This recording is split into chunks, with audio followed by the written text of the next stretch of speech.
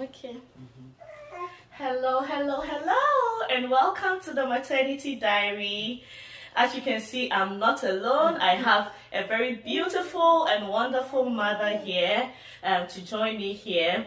And today's discussion will be fantastic. I promise you that.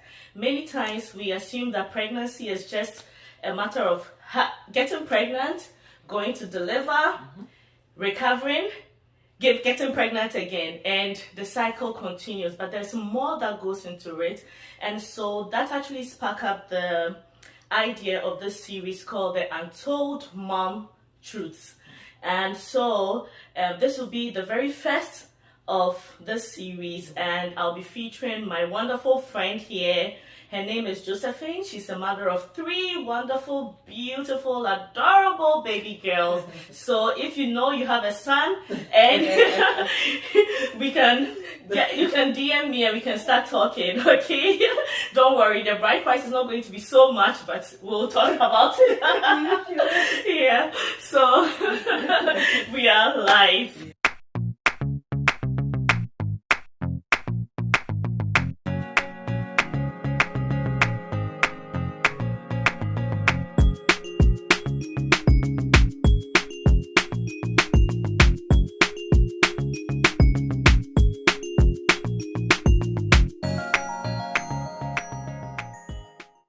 Hello, yummy mummies and mummies to be, yummy daddies and daddies to be. So, yeah, we're going to start this episode. It's a really wonderful one and it's full of emotions, and I hope you can learn something new from this. So, like I said, this is my friend Josephine, and she'll be sharing with us her story on her pregnancy journey.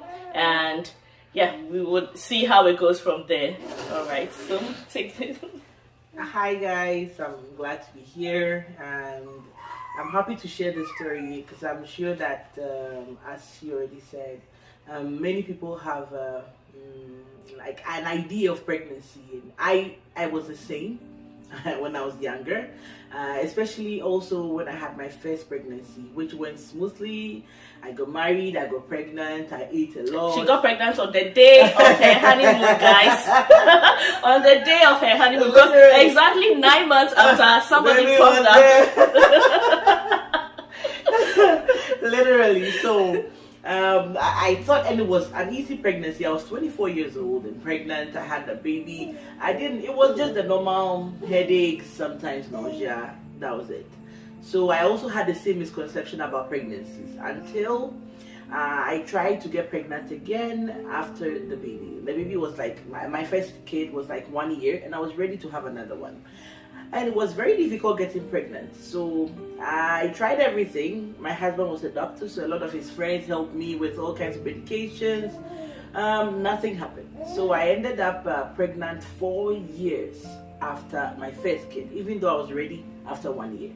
And that's the dream for some of us, eh? We want to be pregnant 4 years after, not immediately after. Not me. I was ready 1 year, right? Because I had a dream that, okay, by 30, I should have all my kids, and I should go back to school and do whatever thing. So I had the plan. Of course, the plan didn't work out. So I got pregnant again in 2014 when my kid was 4 years and almost 5. I was excited, but somehow it became a problem. The pregnancy was, I was very sick. I could barely walk. For some reason, I just couldn't walk because I had a lot of pain, lower abdominal pain, like cramps, pregnancy cramps, like that's severe. That's severe to a point where you cannot move your leg. I would go to the hospital, they would check everything was fine. With that pregnancy, I didn't even have diabetes or hypertension. I didn't have anything like that, but it was painful, and I was spotting. I spotted throughout the pregnancy till 6 months. When I went into labor, the baby came out dead already. So somehow, no one could explain whether the pain was what caused the death of the baby or what. It was a boy, 6 months with hair, everything. I lost the baby. Again, I got pregnant a year after, and also with the same pain. And at that time, I was in the United States, so the doctors checked and I had fibroids, which were growing as the baby was growing. So it was constricting. There was apparently pressing something down there. So also I was in pain, so much pain I couldn't walk. I would be walking in so much pain. So they would give me a lot of painkillers. So I was on painkillers daily, a mixture of Tylenol and Advil continuously. So I was on that, and also when I came here to Canada, unfortunately I couldn't get medical attention before I lost that baby also at 5 months, and no one knows whether it was because of the pain. And so and that was also a boy. That was another boy. So thankfully in 2017 I got pregnant again. Now this is when I had all the attention from the doctors because they noticed I had a problem. Then with this pregnancy also, 6 weeks into the pregnancy, there was so much pain. I had body pains. I didn't notice I was pregnant till I felt sick. Then I checked and I was pregnant. I went to the hospital and lo and behold, I was pregnant. But I was getting the pain again. They checked and they said the same thing the other doctor said, that I had fibroids that are growing alongside the baby. So this time I was on morphine. And if you guys know what morphine does, it makes you drowsy. Exactly. And it's usually like during pregnancy, it takes a lot for the doctors to prescribe it. Morphine. It's and I had to. You know, when you have morphine, you even have to carry around because it's an illegal substance to have. So I have to have a letter from the doctor to walk around with it. Yeah. So, but because of the pain, I had to take it every day, and I couldn't walk. So to go into the bathroom, my husband had to carry me to the bathroom, and I was on bed rest. And I can attest to that because I saw you during your pregnancy, and the entire time you were like practically lived in the living room. Exactly, with the mattress on the floor. Yes, so I remember that. Yeah, and when I go to the hospital, I have to go with someone because I have to be in the wheelchair to be wheeled. Someone who walks normally. Somehow I cannot walk anymore. So, and aside from that, they notice that my cervix, sometimes when they take the ultrasound, it's opening up. So aside from the pain, lower abdominal pain, I also had my cervix opening up. So that meant that explained why I lost the second boy, because the cervix just opened and the water broke, and the boy was alive when he even came out, but he was too young, 20 weeks to survive. So that was the same thing happening again. So I had to take Prometheum to also keep the cervix closed. Yeah. And I could not walk around, not just because of the pain, but because they didn't want to risk me doing something strenuous for it to come out. Yeah. Aside from that, I was diagnosed with hypertension during pregnancy, and also diabetes. So I had to take at least 10 medications per day. And aside from that, I couldn't take care of my other daughter because I was laying in bed. And you can't eat what you want. Of course not. See, pregnancy, I mean, people talk about pregnancy being a time where you enjoy the best of food. But then in a situation like this, you can't even eat what you want. No. And even what you are told to eat, like it's apportioned in a certain way. I remember my mom came to help, and my mom would cry when she's serving me my food because she's like, how can a pregnant woman survive on this? Because it's like 2 spoons of rice with maybe a little piece of meat with something, and then a glass of milk, and you are starving, but you are even too afraid to eat because your sugar will shoot up, and once it starts going up, insulin is on the way, and insulin means injection. And you see, when you have the gestational diabetes, you also have to check your sugar 4 times a day. So you are breaking yourself out. I can attest to that. It was a horror show. Aside from that, you cannot be stressed because when your BP starts going up, they keep increasing the dosage of your blood pressure. And if anyone has been on blood pressure medication, you know it gives you severe headaches. As I said here, I have severe headaches because I'm still on it. So this is what happened. But thankfully, at the end of the day, I did have my other girl. So that was my second daughter. I had to go through all of this. So to a point where I was 36 weeks, the doctor was like, you know what, enough. The baby is big enough. Because aside from all of that, my baby was also too small. Yeah. So I had to go to the hospital. Almost every week I'd go 2 or 3 times. I had appointments with everyone, from what obstetrical medicine or all these doctors, several departments, endocrinologists, what they would check. All these guys would see you, and aside from that, they had to monitor the weight of the baby. So every week I had to go for them to check whether she's growing well enough. And you can't even eat a lot to so that make you the baby grow, because you have to monitor your calories so that your blood sugar doesn't go up. I mean, it was a journey, but at 36 weeks they took the baby out. So I thought, okay, this was just a fluke. Then I got pregnant again in 2021, and the same story happens. The same thing. Not being able to walk, in pain. And wait, I must tell you that her second baby is one of the strongest, smartest girls I've ever met. I mean, this girl can figure out how to break loose from the biggest prison that you could ever find. I'll tell you, she's the smartest. You wouldn't even believe the story. And I'm sure one day when she grows up and she's being told the story, she's going to be like, really, you guys are just no way. I mean, I'm so scared to even have her alone at home because I need to make sure my hawk eyes are on her at all times. I know. When you see her, you won't believe that she's the one that put this body through all of that. I know. So it was, and the same thing happened the second one. And alongside, you would meet other mothers who, when I remember when I would go to the hospital in a wheelchair, I would see other pregnant women walking freely. With just walking so fast, they can bend down, pick up whatever they will have. You know, they will come to the appointment looking normal. Happy, fit. All they are doing is just eating a lot of food. And I'll be like, so why is my pregnancy like this? Because my last kid, she's 6 months now, I had to go through the same thing again. In fact, my obstetrician is like, why are you even pregnant again? After what you went through, you are pregnant again, you know. And the same diabetes, the same high blood pressure. And even, unfortunately, with the first one, after the baby, the high blood pressure disappeared, the gestational diabetes disappeared. But with this one, I have lost my hair. You see, I have a short hair now. And it's a beautiful haircut. I'm going to be doing this very soon. Watch out for my hairstyle. Thank you. But the thing is that somehow, after I gave birth to her, I had long hair. But I started losing hair from here.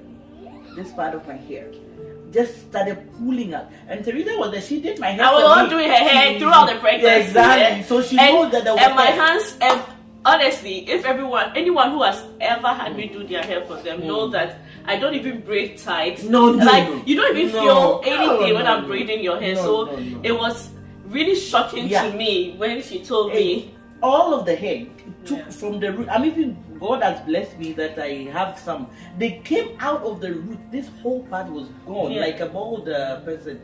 This whole part was gone. The front, the sides just disappeared. And it was no, I cannot explain. I asked the doctors, they can't tell me why. But it's gone. And this is something that most people don't experience, so you have no idea. But if you are a mother, and I remember, this is when I remember that with my first daughter, after I had her, I lost hair from the back. Oh God.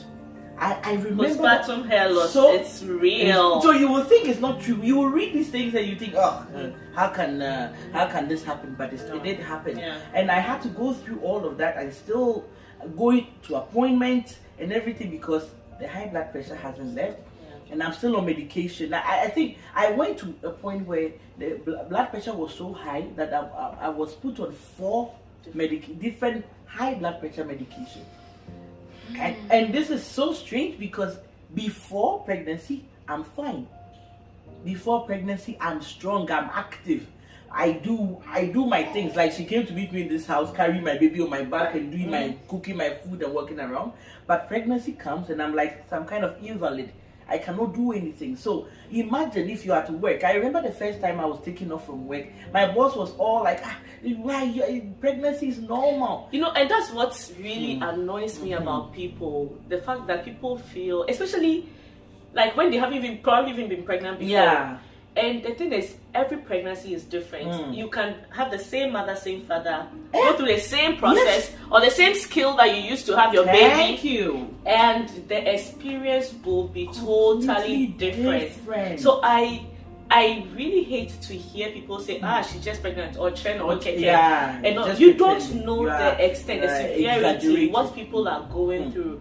So I mean, you would rather do best by keeping your mouth shut. Exactly. Because I remember the first time I saw her in bed for her second daughter.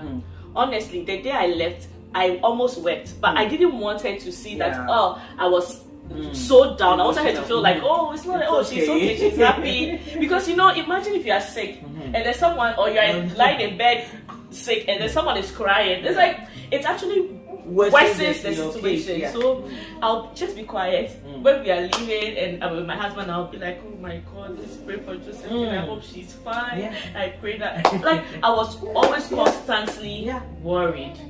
I was constantly worried about it. It's. I remember that the boy I lost here, I collapsed in church. We went to church. The one I lost before my second daughter, I went to church. I was having these severe headaches. I went to the back of the church just to relax a little bit. The Asofumami of the church came to find me. I was gone. They had to call an ambulance to take me to the hospital because I had collapsed. So these and to me, especially if someone had told me this after my first pregnancy, I would have said, no, this is too much. It's not possible. Maybe they had an underlying condition. No. But me, no. They have checked even the blood pressure. I didn't know my doctor was. They've done all the tests they can do. They've checked thyroid. They've checked everything, cholesterol. They've done all that. So they are wondering where it came from. So these are some of the things that people don't know. For instance, the low abdominal pain, for instance. They cannot really explain that because there are people who have fibroids and are pregnant and don't feel any pain at all. But I feel so much pain that my legs, even when I'm trying to lay in that is why I was laying on the floor. I couldn't climb my bed because if I climb it, there's so much pain that I cannot lift my leg because and I'm telling you, excruciating pain. That sometimes when I'm laying in the bed and I need to pee, I can't go. My husband tries to carry me and I'm still in pain. So what you see here in the bathroom, walking there was a problem. Just to go to the bathroom. And no one can explain how these things happen. Whether it's because your immune system usually, like when it comes to pregnancy, sometimes women feel like their bodies have betrayed them. Even women that cannot having infertility issues, like they're like, why is my body betraying me? I have a friend. She tried to get pregnant, I think more than 6 times. Oh God. And on each occasion she lost them. She even went on bed rest before, just so that she can and at a point she felt like, my body, what at all have I done to you? Why are you doing this to me? And a lot of people don't understand. That's why this series is important, because we're able to tell these untold stories. It's not just about I've given birth, I've delivered safely. It's not that simple at all. And at least if you hear this and you are going through it, you know you are not alone. And it's not like you are crazy, because there were times where I would cry because my body sees so much pain that I feel like I will not even wake up the next morning. I don't think I'll be able to continue.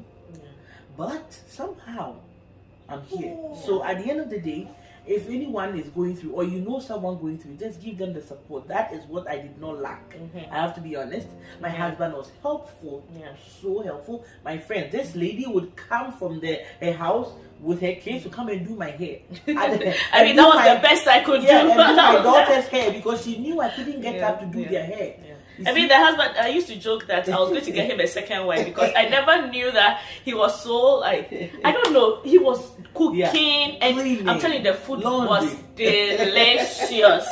So I was like, I'm definitely going to get you a second wife after your wife delivers, because seriously, if you can do this, clean like this, do everything, take care of the entire household, everything. It's incredible. And your mom wasn't there at that time, Your mom wasn't there. That's what made it very amazing to me. And this man was working at the same time, like full time. So it's incredible. I mean, we thank God for the men that God at least like equips and then touches their hearts, because you can have a man who will not be supportive and who would not try to help, who will not lift a finger throughout the time. Yesterday I was reading a story of someone, she put it on, I think, Tell It All Moms or so, and she said when she was going to deliver, I think she had pre-eclampsia during her the late latter part of her pregnancy, and when she went to the hospital, she wanted to push,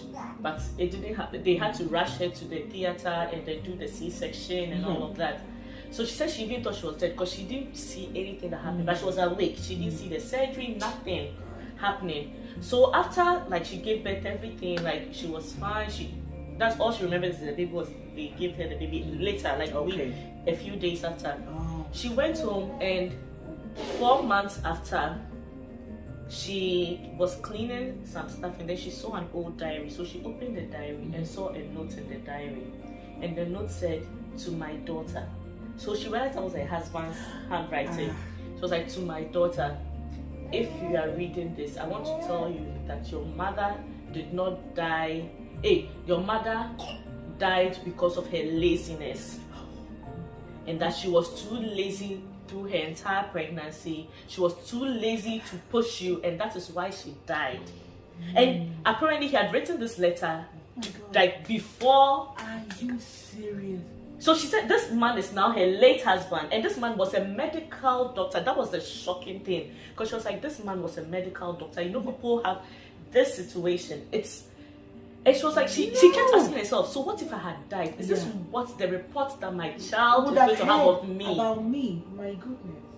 You know, so she actually like made sure that because this is a wicked man, and I know that like no one is perfect, but this is too much. This is incredibly horrible to be able to do this. And she actually showed it to her husband. The husband was like, oh, like he just tried to shun it. So she was like, no. She spoke to some people, and they're like, no, this is really bad. You need to extend it. So it went to the family members and everything, and she finally divorced the man. No. So I'm telling you, like, no one is lazy. I mean, there could be one or two people who would try to use pregnancy as yes. Honestly, I would like to you. If you are my friend and you are pregnant, I would even advise you, even if you are not having problems.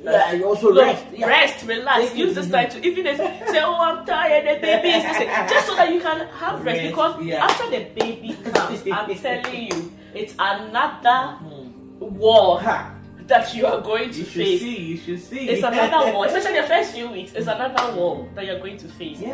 So, in as much as you can rest, like you do that during that time. So, it's, I mean, we thank God for certain men in our lives, because such wickedness.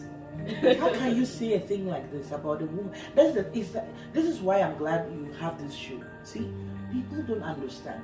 At the end of the day, even after all my body went through, I thought I've never had C-section. But somehow, the doctor was ready to bring the baby out at 36 weeks again because of all the complications. So he checked and the baby was breech.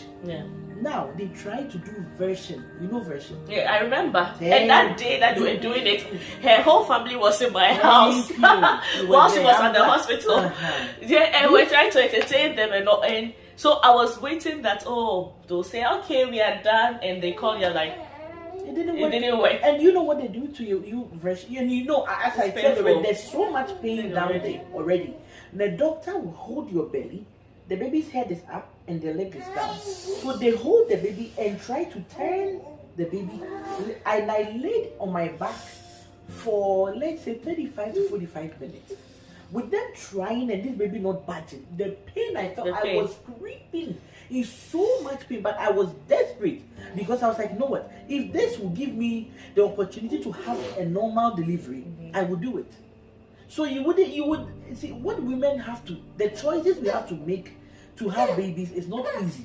Because in my mind, I'm like, no, I don't want to do a cesarean section. Let's see if this is possible. Why will I put my body through? Imagine someone turning your belly, a baby in your belly. I can only imagine because usually at the end of pregnancy, you know, they check if the baby has said, and even that when the doctor puts their hand in, thank you. It's incredible pain for me. I don't know about other women, so I can't imagine the entire baby being terrible. So 2 doctors, one standing on the side, trying to tell yes, that's the life of a real mother. Those are the babies. Okay, so they tried, and after all, it didn't work. So I had to go through a C-section. Yeah. So after all the pain, I had to now, after all of this, go through a cesarean section. And we all know, I'm sure the mothers watching, some of you have gone through a C-section. It is not a joke. No. To breastfeed your kid after a C-section and to walk the same day you have been cut up. And you know what happened after my C-section? This girl, when she came out, she was silent. The room, I'm telling you, I have not heard this kind of, it was quiet. The doctor was quiet. There were many people in the theater. Everyone was quiet. God, the baby came out quiet. So they thought the worst had happened. Yeah. Then immediately I could hear them going, oh, I have to admit that, God, the pediatrician was there. We have to admit the kid. This is not good. And you can imagine the fear in me. Like, I was shaking. Like, are you serious? Asking, what is happening? Yeah. What is happening? My husband was saying, Joe, it's okay. And thankfully, my husband was a doctor, so he was able to calm me down. But even that, I wasn't calm. So I was wheeled out of the theater without my baby. The baby was straight to admission. I laid in the recovery room where all the other mothers were with their babies. You can hear the babies crying. With me laying down without my baby. Wondering what was going on. And it took some time before they even came to tell me, you are lucky the baby is breathing. And I will show you the first pictures of my baby. I saw it. Oh God! With all the tubes. With the tubes, yeah. My nose. Yeah. You'll have to see that and know that it's not a joke. Especially like men that think that a woman that did C-section was being lazy. You've been cut open. Who would want to be cut open? And when all the the medication they give you start wearing off, you feel like you are being torn apart because because you have to breastfeed your kid. They can't see it, so you have to sit over it. Yeah. And someone like me that has body, I'm not slim.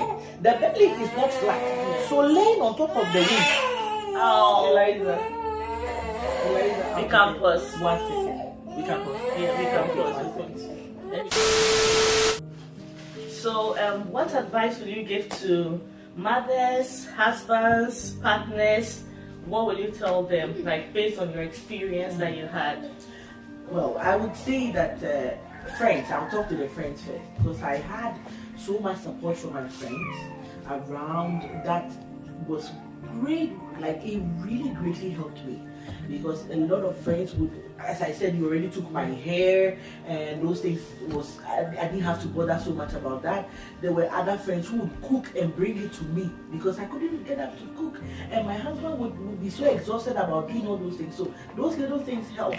There were other friends who would watch my kids as I go to the numerous appointments I had to go to. And no amount of help is too small. Oh yes, little as something, a small bowl of hot pepper soup would change because I couldn't eat anything. Of course, the nausea was there. So something as tiny as that would change my whole day because that would be the meal that I can eat to even get a little food.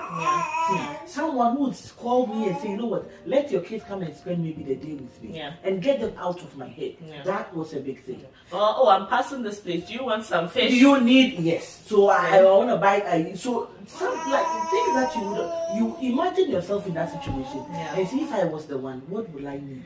I remember that the first pregnancy, for instance, I had to pack to go to the hospital because I couldn't walk. I couldn't go and choose things like even underwear. Yeah, those things. Yes. Don't trust your husband enough to pick them for you. He promised to do it. I kept saying, you know what, it's okay, but I knew that what I had, I couldn't take to the hospital.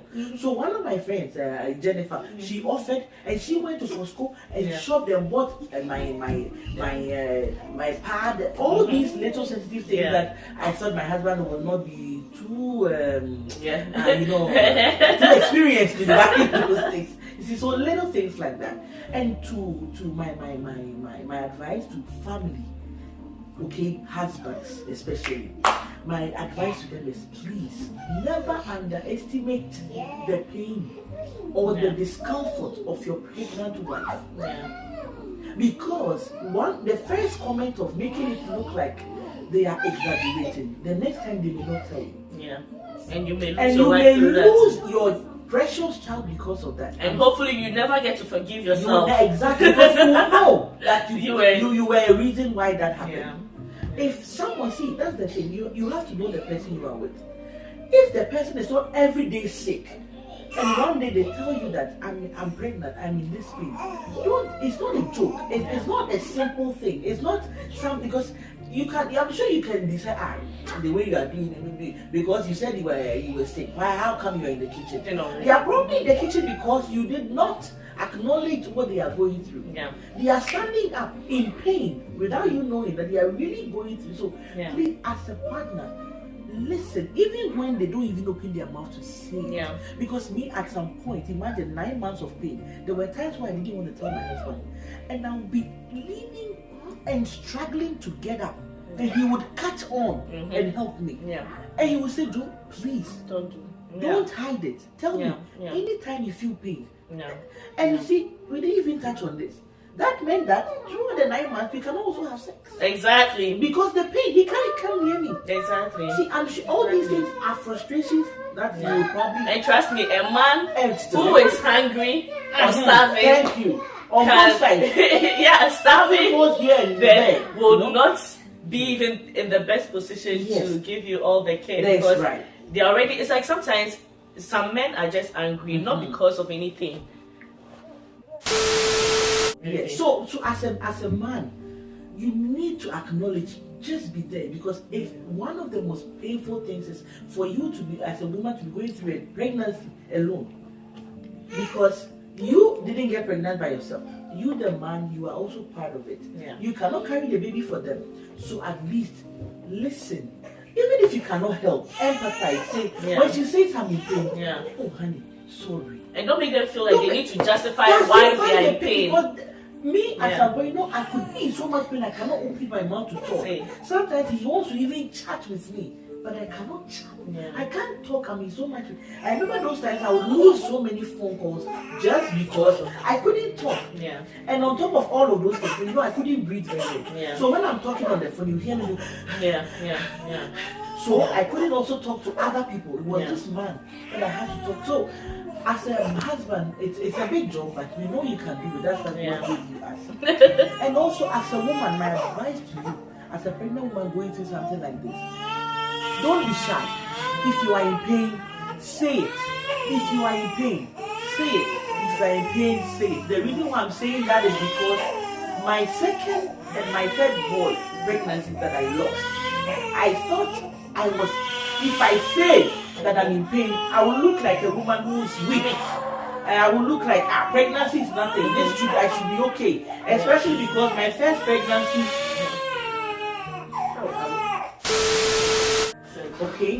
I thought that because my first pregnancy was okay, this one was a fluke. So if I power through it, it should be fine.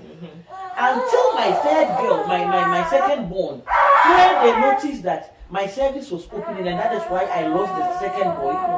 I didn't know that I even had that problem. So the walking up and down, because I remember I had come here new and I was pregnant with a boy. And I was walking because apparently I was supposed to lay down. I didn't know, because I didn't know my cervix was open.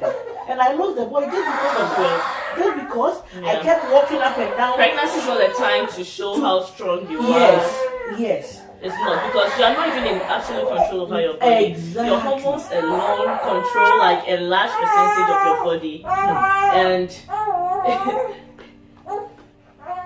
honestly, it's not worth trying. It's not worth it. To be that powerful superhero that you are. No. And there's a contrast is when I took the advice of the doctors and stayed in bed and lay down. I have two beautiful girls because of that. When I was trying to power through, I lost two precious boys. So there is no need trying to hide it. Even if they will know, whoever is around does not acknowledge it. At least you said it.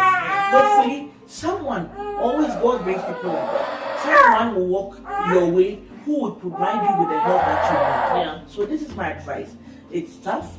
It's but it's, you know, as you can see, my bundle of hair is right over here, struggling to exactly you know, show their face in this video, and I'm busy trying to hide their face. She say, "Mommy, why? I want to see. Exactly. I want them to see me. I'm too pretty to be hitting." Anyway, but that's the thing, friends, family members, church members. If you see a pregnant woman struggling, please help them if you can, because it is such a vulnerable period of time that if a baby is lost because someone wasn't caring enough, if a baby is lost because the pregnant woman thought they could power through it, it's not good. God gives us these blessings for us to protect. And someone told me this, and I took it.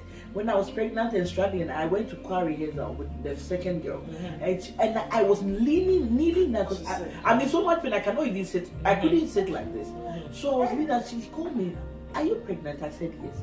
She said, "You know what? When God gives you a gift, protect it. Exactly. It is your responsibility to do whatever it takes to protect it. Exactly. That includes not coming to this rehearsal. If you are not fit, go home." Yeah. And I took that advice, and it helped me a lot. Yeah. If you need to lay down, if your body is telling you to lay down, because your body is telling you at that moment that you need rest. As a pregnant woman, do all you can. When the baby is out, you can jump up and do whatever you want. Yes, but so this is my advice, and God will help us through all of it. Because as you can see, I'm fine. I jump around. I walk around now, even though I look like someone who couldn't walk ever again. Yes. That's the conclusion.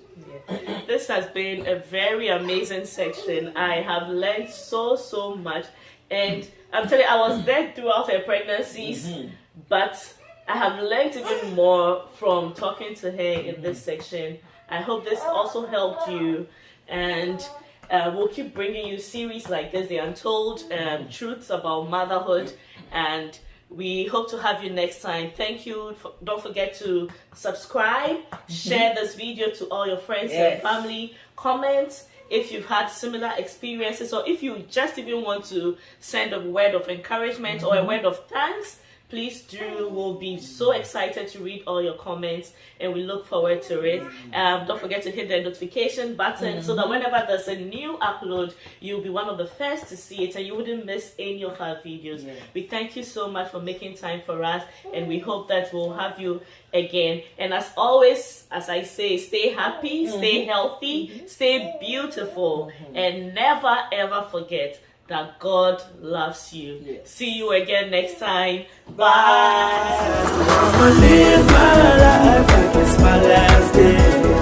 Live my life like it's my last day. So I'ma live